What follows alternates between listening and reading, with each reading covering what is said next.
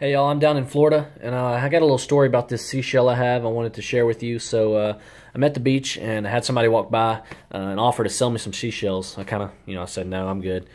Shoot them off, and I said, you know what? I called him back over there. I said, hey, come here. I got a question. Why are you selling these seashells? He said, sir, I'll be honest with you.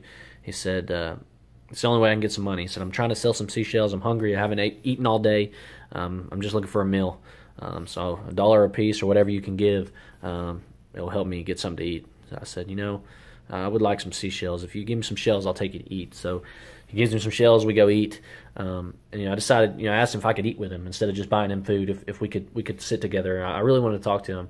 I love hearing people's story, and turns out he's lived here since he was 10. And I got to talking about him, and turns out he is homeless, and he actually this past year moved in with his mom, meaning he lives on his mom's trailer on the front porch.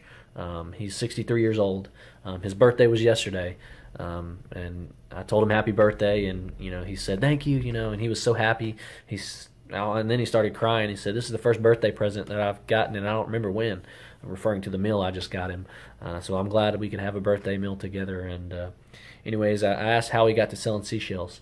He said he used to be a clammer, made a ton of money here on the Indian River right down the road, selling clams, had his own boat, but now he's homeless. But he knows the river, so he has one pair of socks, he puts on the socks, walks through the river, searching for these things so he can find with crabs in them, takes the crabs out and cleans them out and sells them to be able to eat. And he calls these crown crabs. If you look, he pointed at this crown. He said it reminds him of the crown of thorns around Jesus on the cross. He said, these crowns, he said, they hurt really bad when he steps on them with his socks. Sometimes makes him bleed. He said, but it saves him. He said if he didn't have this crown, if they weren't sharp, he wouldn't know there's a crab down there. And knowing there's a crab down there, he can reach down, pull it out, have something to sell for money. Anyways, I heard more about his story. I kept trying to get stuff out of him to hear, because people like to share. And if you let them, most people don't talk to people, just complete strangers. And turns out, I said, how'd you go from clamming and owning your own boat to homeless? And he started crying and said, he's gotten some bad things. Turns out, once I told him how old I was, I said, what did you do when you were 26 years old? Like me. I said, what was your life like when you were my age? And he started crying and said, I was on crack cocaine. He was like, please promise me never to do crack cocaine. I said, no, sir. And I asked him, to be honest, and he said, he's not. He's off crack, and I believe him. I could tell but he said, he hung out with the wrong crowd, the wrong friends, and they got him into it. And I said, what do you know of those friends today? He said, nothing. He said some of them committed suicide back when they were younger. He doesn't know any of them anymore. He has no friends. He lives with his mom. He's homeless because of one mistake.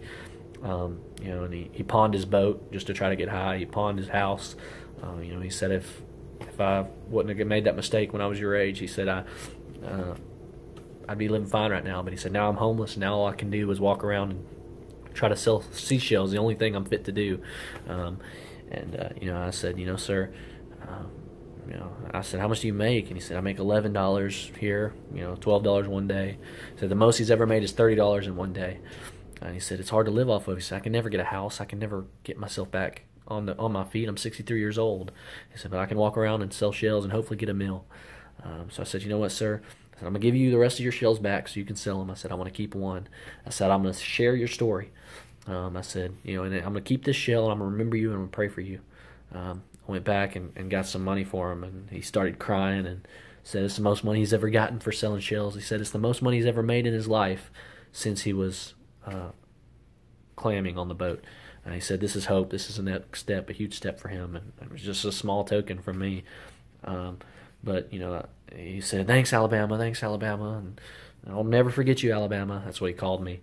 And I said, I'm going to share your story with others. I said, thank you for this shell. It's a really nice shell. And I said, I'm going to be praying for you every time I see it. And there's going to be a lot of other people praying for you because I'm going to show them this shell as well. So take a look at it. That's his story. Seashell Sellin Sean. His name is Sean. Send up a prayer his way. Just that God will look after him, give him hope, give him peace, and him feel that there's something greater, and there's people praying for him. So I thank y'all. God bless. Know we're blessed, and know we're all one mistake away from possibly being homeless. And always help others less fortunate. You never know their situation. God bless.